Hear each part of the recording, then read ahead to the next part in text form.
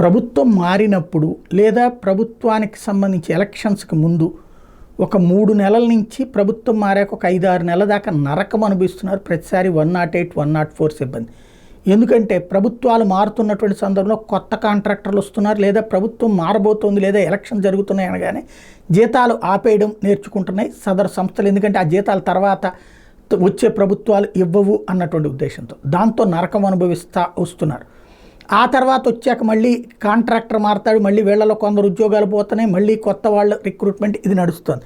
జీతాల పెంపుదల అన్నది ఎక్కడ వేసిన గొంగళి అక్కడే ఉంటుంది. అయితే ఈ దఫా కూడా మళ్ళీ వాళ్ళు నరకం అనుభవించారు, ఆందోళనకు కూడా పిలిపించారు. ఇప్పుడు వాళ్ళ ఆందోళన చల్లార్చే క్రమంలో భాగంగా 108 ఉద్యోగులకి 4,000 రూపాయల జీత పెంపు అన్నటువంటి అంశం కీలకమైనటువంటిది.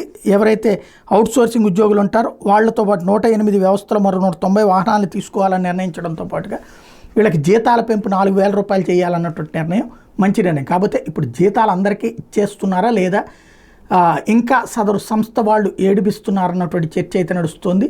ప్రభుత్వం సమాధానం చెప్పాల్సి ఉంది. 6 నెలలు అయిపోయింది ఇప్పటికే.